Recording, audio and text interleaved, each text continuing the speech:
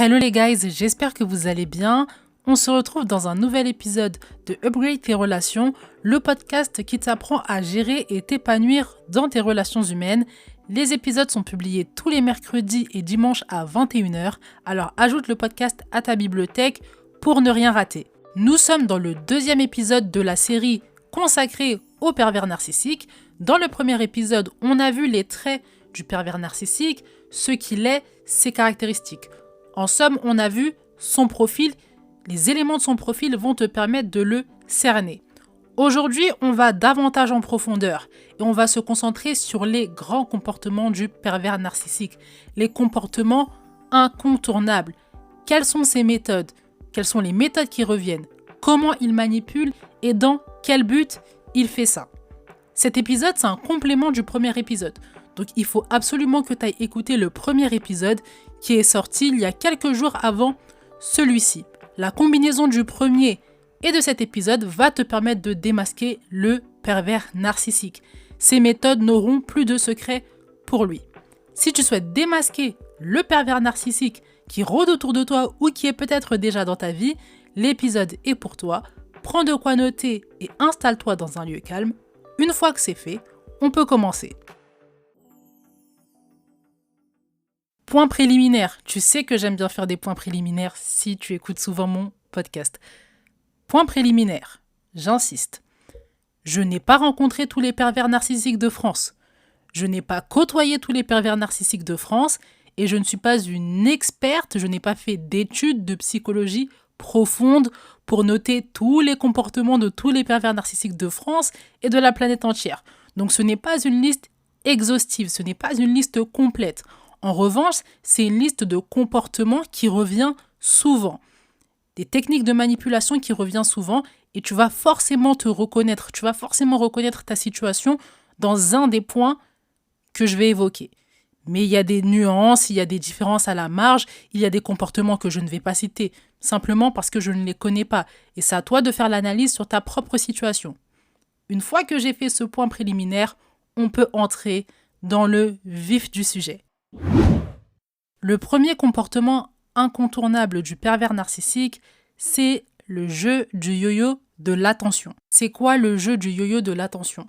Le jeu du yo-yo de l'attention, c'est te donner beaucoup d'attention d'un coup et te la retirer d'un coup. Il y a 3-4 ans, quand je m'intéressais aux questions de dating, je m'étais intéressée à un auteur qui s'appelle J.L. Lambert. Je ne sais pas si vous le connaissez dans le monde US, il est en tout cas plutôt connu. Et il parle d'un mécanisme en dating qu'on voit souvent, qui est le love bombing. Et justement, le love bombing, c'est ça en fait. C'est un homme qui te donne beaucoup d'attention. Donc tu penses qu'il t'intéresse à toi, tu penses qu'il veut aller loin avec toi, tu penses qu'il veut construire, tu penses qu'il veut te marier. Et au final, il te la retire d'un coup. Une fois qu'il a eu ce qu'il voulait, une fois que tu as baissé tes gardes, il enlève cette attention, il arrête de te donner autant d'attention. Et c'est ce qu'il appelle le love bombing. Et moi, c'est ce que j'appelle le jeu du yo-yo de l'attention. Le pervers narcissique maîtrise le jeu du yo-yo de l'attention. Le pervers narcissique, c'est quelqu'un qui est capable de te mettre sur un piédestal. Même l'attention qu'il te donne, tu as l'impression que c'est trop par rapport à la personne que tu es. Tu as l'impression que c'est trop. Tu te dis, ok, même si j'avais l'estime de moi, ce ne serait pas jusque-là. Tellement il t'encense, tellement tu as l'impression d'être la reine du monde, tu as l'impression d'avoir des qualités extraordinaire. En plus, tu es la personne qui le comprend, tu es la personne qu'il aime le plus. Enfin bref, tu es vraiment une personne géniale. Tu es une personne géniale à tes yeux. Le pervers narcissique est vraiment capable de te mettre sur un piédestal. Mais il est aussi capable de te retirer ce piédestal. Il est capable de te retirer de ce piédestal très rapidement. Lorsqu'il arrive à te faire baisser tes gardes, lorsque tu es sous son emprise, pourquoi il va continuer de te donner de l'attention ? Ça n'a pas de sens. Le but de l'attention qu'il te donne, c'est que tu baisses tes gardes, c'est que tu sois vulnérable, c'est que tu te rendes vulnérable et que tu arrêtes de te méfier. Au début, il va te donner beaucoup d'attention pour voir si tu es une personne qui aime beaucoup ça, une personne qui aime ça, une personne qui est indifférente ou une personne qui est addicte à l'attention. Tout le monde aime l'attention, je ne vais pas faire semblant ici. Moi, j'aime l'attention, tu aimes l'attention, tout le monde aime l'attention. En revanche, quand tu aimes trop ça, quand tu es addict, il y a une blessure intérieure quelque part. Et c'est cette blessure intérieure que le pervers narcissique a envie d'exploiter. Et justement, donner beaucoup d'attention à quelqu'un et voir que son comportement change en fonction de l'attention que tu donnes, c'est une manière de te cerner. Si tu changes d'attitude, si tu commences à être frêle, à ne rien dire, à toujours attendre des compliments, à chaque fois lui dire ce que tu as fait de bien pour attendre son retour, c'est que tu aimes trop l'attention. Et il sait que déjà au début, il va beaucoup utiliser de l'attention pour que tu baisses tes gardes, mais tout au long de la relation, il suffit qu'il te donne de l'attention pour que tu sois à ses côtés et que tu restes à ses côtés. Dans une relation de couple, ça arrive souvent qu'un pervers narcissique s'excuse, reconnaisse ses torts, pleure, te fasse croire que tu es la femme de sa vie. Pendant un moment, 2-3 mois, une fois que tu es redevenu vulnérable, ça y est, il t'enlève l'attention. Et quand tu vas te fâcher, quand tu vas recommencer à te méfier, quand tu vas réclamer ton indépendance, à nouveau, il va pleurer, il va dire que tu es la femme de sa vie, il va dire à quel point il t'aime, et il va te donner de l'attention, il va te rappeler tes qualités. Au final, tu vas redevenir vulnérable, et le cercle continue pendant des années. C'est quelque chose que j'ai vu personnellement, et ça fonctionne tout le temps. Quand tu es face à quelqu'un qui aime l'attention, quand tu es face à quelqu'un qui aime trop l'attention, qui est addict à l'attention, c'est forcément ce que ça donne. Donc le premier comportement incontournable du pervers narcissique, c'est le jeu du yo-yo de l'attention.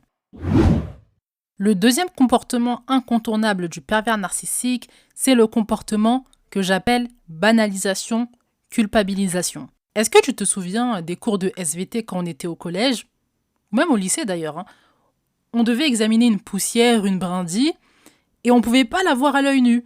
Et du coup, on avait le microscope grossissant, et on avait les tailles en fait de zoom qu'on pouvait utiliser. Donc on pouvait faire du x5, x10, x100. Je ne sais pas si le x1000 existait, mais en tout cas, on avait le x100 sûr. Et quand on mettait le zoom, on voyait vraiment la brindille en grand.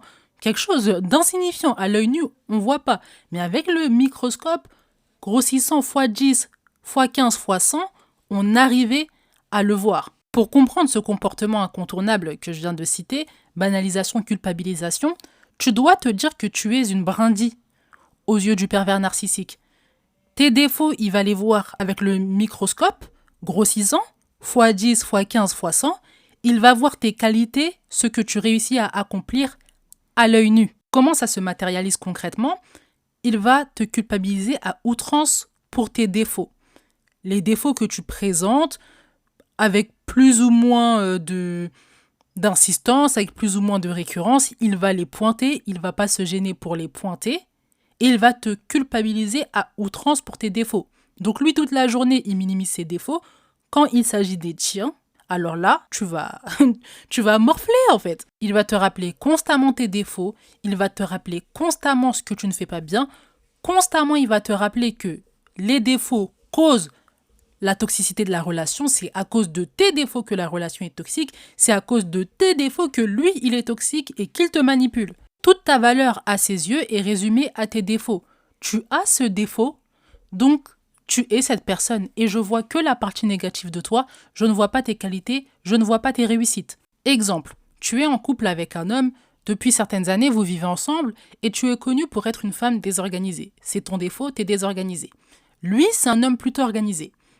Plutôt que de prendre en charge la maison pour qu'elle soit organisée parce que c'est sa force, il va te culpabiliser à longueur de journée sur ta désorganisation. Et tous les jours, il va te répéter à quel point tu es désorganisé, à quel point aucun autre homme voudrait de toi parce qu'une femme digne de ce nom, c'est censé être une femme organisée. Comment ça se fait qu'à ton âge, donc tu as plus de 30 ans, 35 ans, 40 ans, tu n'es pas organisé, ce n'est pas normal et lui, en attendant, il ne fait rien. Son activité de la journée, c'est de te pointer du doigt et de dire à quel point tu es désorganisé.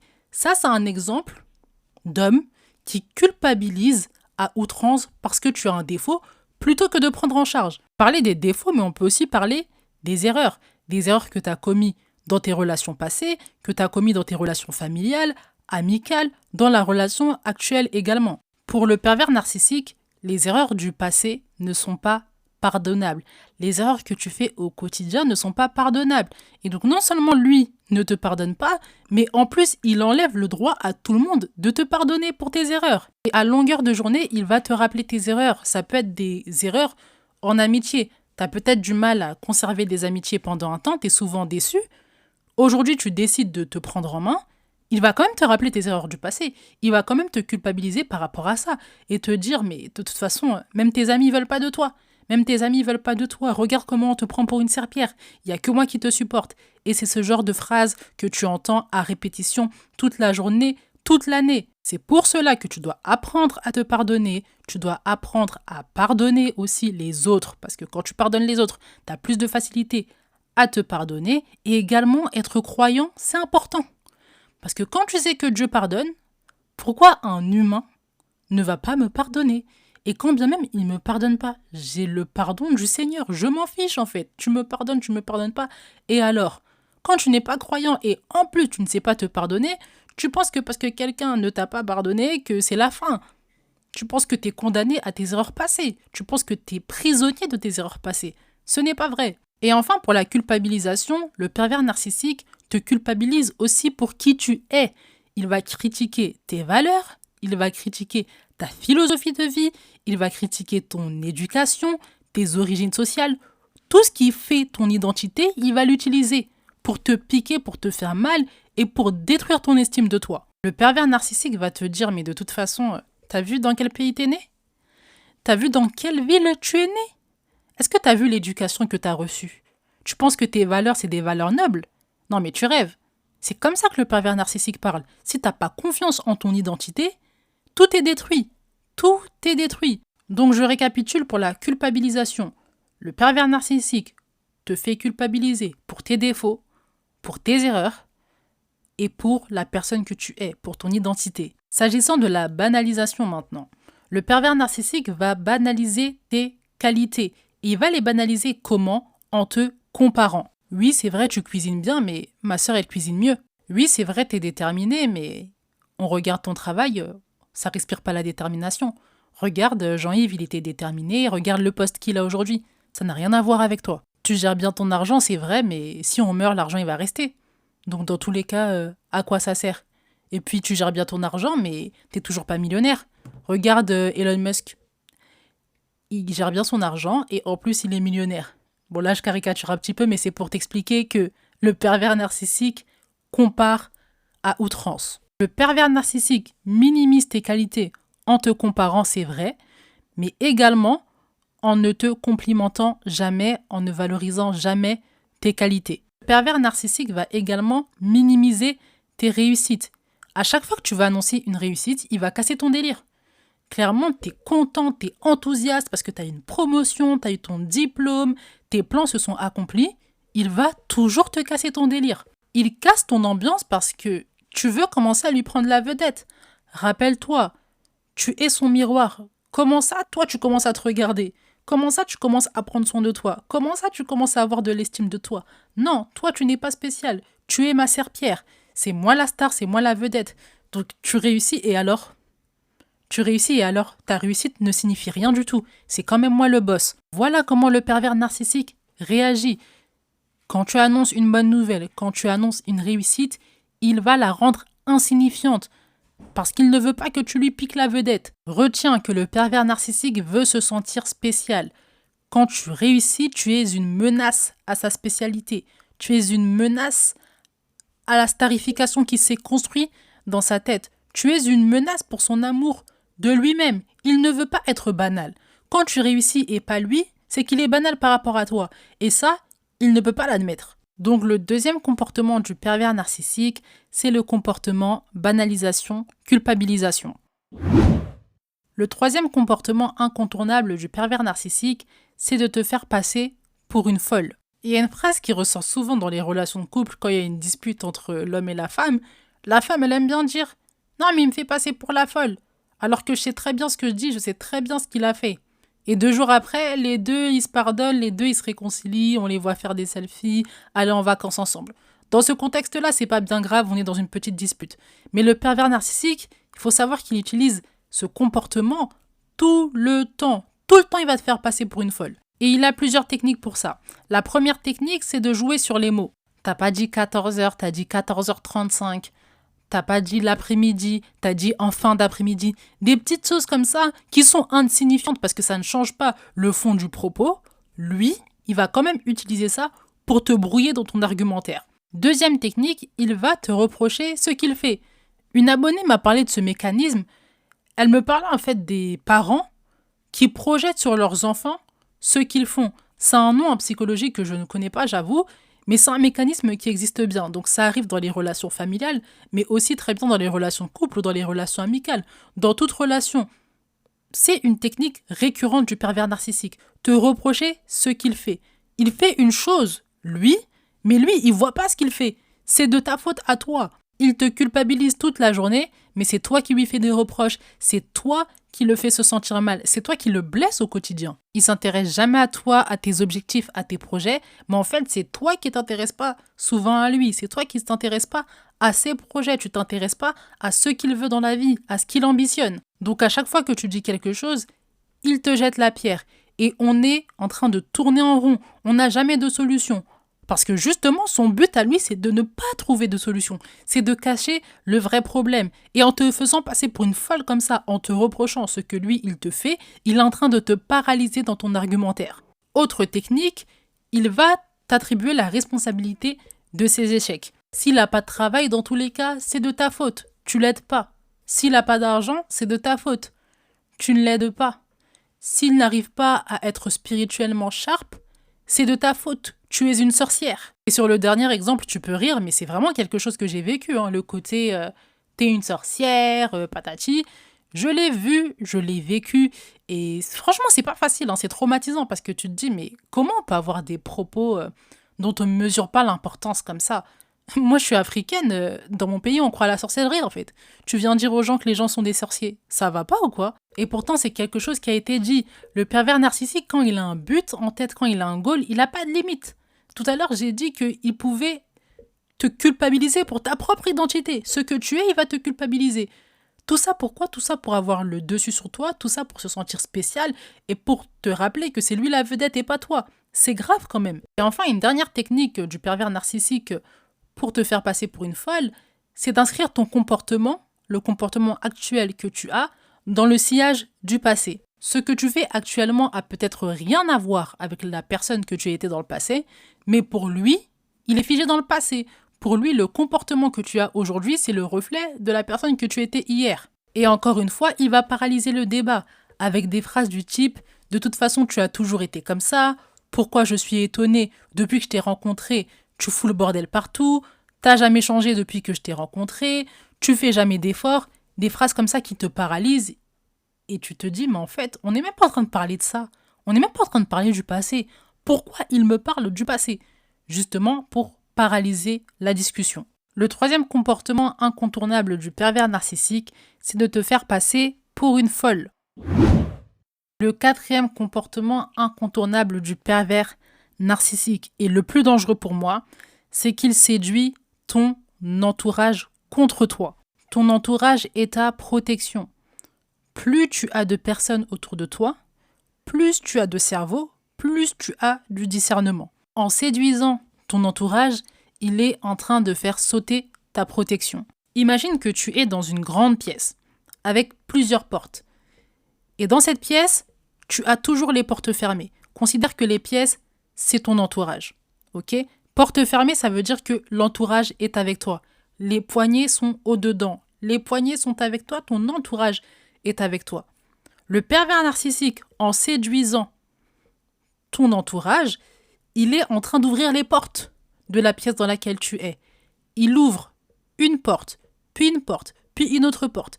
Au final, imaginons qu'il y avait 12 portes, il y en a 3 maintenant qui ont sauté. Il est plus proche de toi. Et puis toutes les autres portes sautent, t'as plus de protection, t'es vulnérable. Il peut rentrer par n'importe quelle pièce et il peut t'avoir. Il peut rentrer par n'importe quelle porte et il peut t'avoir. Tu es vulnérable, tu n'as plus de protection. En faisant sauter la protection, le pervers narcissique veut te rendre inoffensive. Il veut détruire toute menace à son pouvoir de manipulation. Et comment le pervers narcissique séduit tes proches? Comment il fait pour séduire ton entourage contre toi? Déjà, tu dois savoir qu'il se sert de quelque chose de tangible. Il va se servir de tes défauts, de tes erreurs, de ce que ta famille, de ce que tes proches connaissent de toi de négatif. Ta famille l'avait accepté, tes amis l'avaient accepté, mais il va leur faire rappeler que en fait, tu as des défauts, en fait, tu as des erreurs. Et comment c'est possible qu'ils acceptent ça? Ils doivent se mettre contre toi. Le pervers narcissique commence par les plus vulnérables. Qui sont les plus vulnérables? Les enfants. Si tu as des enfants, fais très attention. Tes enfants sont la cible première du pervers narcissique. Et c'est des fois leur père, hein. C'est des fois leur père. Ensuite, le pervers narcissique bascule sur les voisins, les connaissances. C'est des personnes fragiles parce qu'elles ne te voient pas tout le temps, elles n'ont pas un lien fort avec toi. Donc c'est facile d'engendrer la méfiance chez elles. Histoire vraie, le pervers narcissique que j'ai connu était capable d'aller voir les voisins et d'étaler la vie privée de sa victime. Il était capable d'aller dire n'importe quoi, capable d'aller dévoiler le passé, dévoiler les supposés adultères, tromperies, enfin, ça va loin. Ça va très loin et ça a causé effectivement une distanciation des voisins qui étaient devenus des nouvelles connaissances et des personnes appréciables. Une fois qu'on a passé les voisins, les connaissances, on peut passer maintenant au plus résistant, la famille. La famille, c'est difficile. Tu as vécu avec, tu as le même sang qu'eux, donc pour les convaincre, c'est dur. C'est dur mais pas impossible. Et c'est ce que le pervers narcissique s'emploie à faire. Il utilise tes propres erreurs, tes propres défauts, des fois les histoires de famille que tu as racontées. Toi, là, ce que tu as dit, tu t'es confié sur ça, lui, il va dire ça à la famille, il détruit ça, il détourne ça, il t'invente même des propos que tu as sortis. C'est comme ça qu'il crée la discorde entre vous. Le pervers narcissique, il te détruit auprès de ta famille, il te détruit auprès des tiens. Tout ça, il le fait, comme je l'ai dit plus tôt, pour te rendre inoffensive et pour éliminer toute menace à son pouvoir de manipulation. Le pervers narcissique, c'est un séducteur. Donc, il a une facilité à parler, il a une facilité à convaincre, à persuader n'importe qui. Il a une facilité. Surtout quand il est confronté à des personnes qui ne sont pas forts au niveau de la sagesse relationnelle, qui n'ont pas d'intelligence relationnelle et qui n'ont même pas envie de chercher plus. Ton entourage a sa responsabilité, hein. Ton entourage a ses responsabilités, ils ne sont pas censés se faire avoir. Mais là, je suis du côté du pervers narcissique, des comportements du pervers narcissique, et c'est un des comportements qu'il utilise, à savoir séduire ton entourage, monter ton entourage contre toi. L'épisode va suivre son cours, mais avant ça, je t'invite à mettre les étoiles si l'épisode te plaît et t'aide. Et je t'invite également, si tu es sur Spotify, à mettre les commentaires en dessous de cet épisode pour me dire s'il y a un comportement qui te parle. Quel a été le comportement auquel tu as été confronté lorsque tu as vu le pervers narcissique dans ta vie agir? Mets-moi ça en commentaire. Une fois que c'est fait, on peut poursuivre. 5e comportement, et il est le miroir du comportement que je viens de citer. Ce 5e comportement, c'est de noircir tes alliés et tout ce qui encourage ton indépendance. Parmi les personnes de ton entourage qu'il va essayer de manipuler, il y en a qui vont rester fermes, il y en a qui vont te croire, il y en a qui te connaissent, il y en a qui vont te faire confiance. Ce sont tes alliés. Ces alliés-là, il va chercher à les abattre, à les noircir à tes yeux à tout prix. Soudainement, tes amis, ce sont des personnes qui ont du vice, ce ne sont pas des bons amis, ce sont des amis qui n'ont pas la même vision que toi. Ton amie, elle est célibataire, elle te donne des conseils, de quoi elle parle. Elle a eu des enfants hors mariage, est-ce que tu penses que c'est un exemple? Plein de petites phrases comme ça vont commencer à sortir de la bouche du pervers narcissique. Ça ne s'arrête pas aux relations amicales, ça s'étend aux relations familiales. Il va essayer de noircir ta famille à tes yeux. À tes yeux, tu vas commencer à voir, en tout cas tu peux commencer à voir ta famille avec un mauvais œil. Ta famille, elle n'apprécie pas ton conjoint, bizarrement, et puis ta famille, elle demande trop d'argent.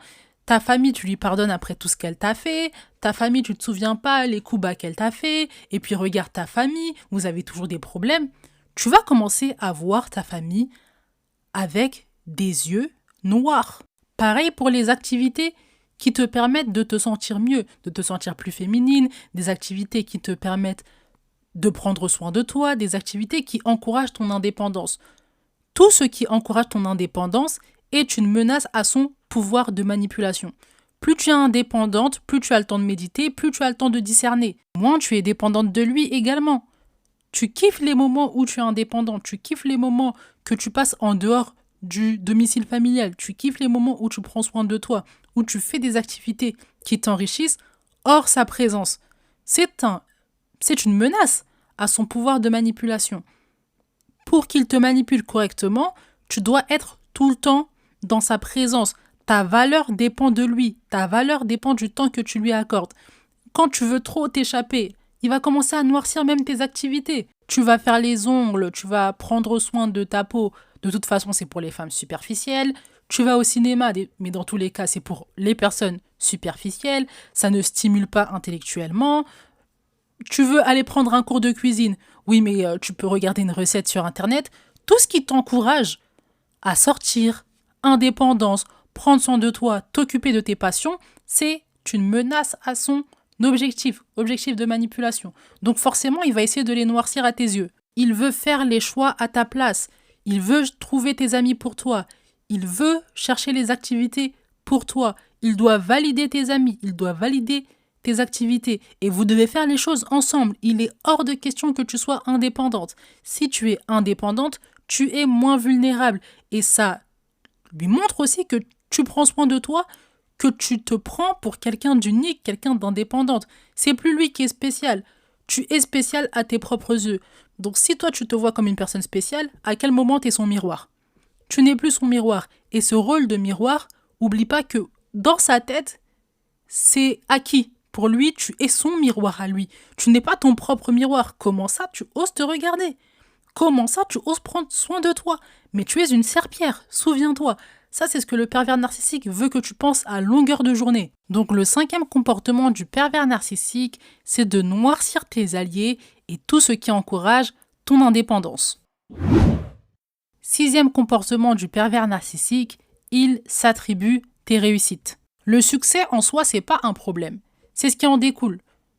La confiance en toi que tu vas acquérir, le pouvoir, l'indépendance. Ça, ce sont des menaces. Quand je parle de réussite sociale, financière, professionnelle. Rappelle-toi que tu es le miroir du pervers narcissique. Si toi tu réussis, c'est pas pour toi que tu as réussi, c'est pour lui. C'est lui qui a réussi en fait. Il faut que tu comprennes que dans sa tête, c'est pas toi qui as réussi, c'est lui qui a réussi. Parce que sans lui, tu n'aurais jamais réussi. C'est comme ça qu'il pense. Le pervers narcissique veut se voir en permanence à travers toi.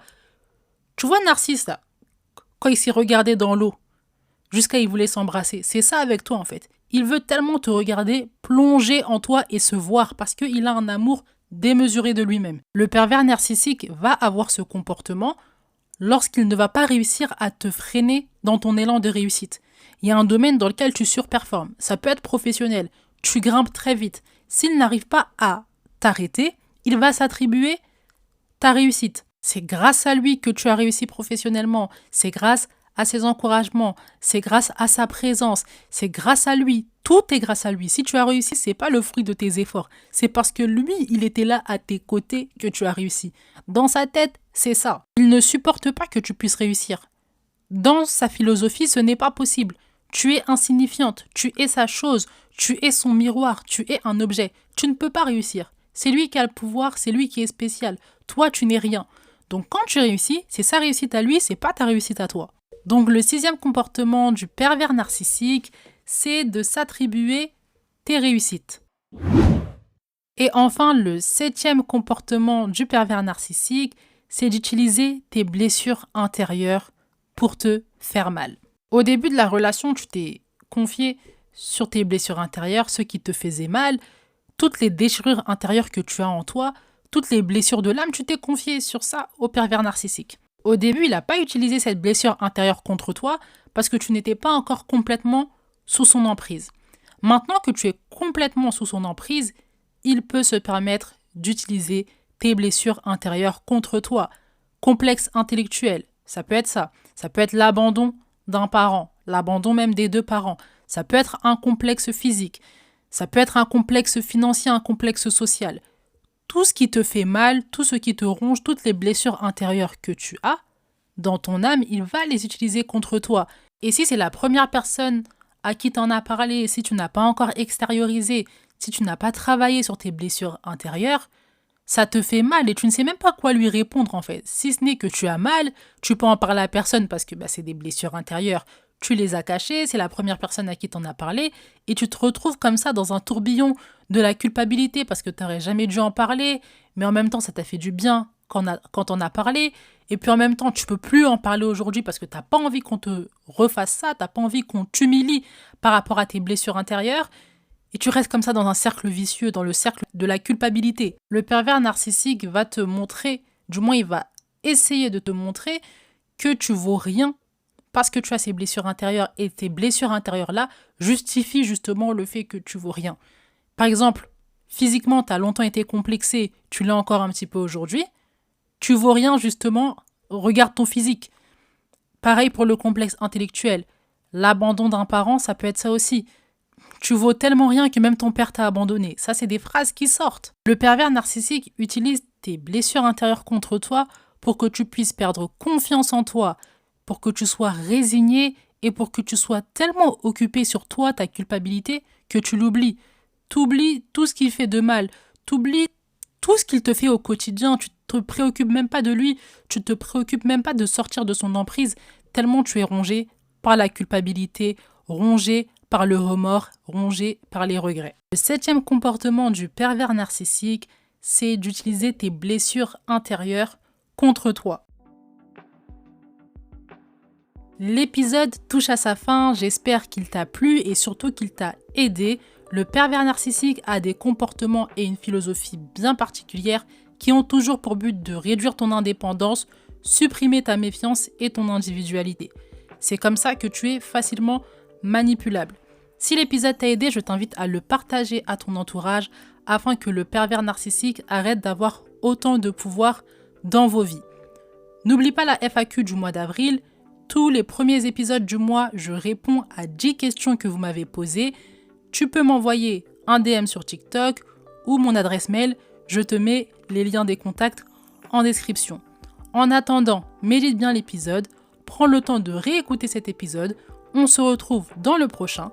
Prends soin de toi. Bye!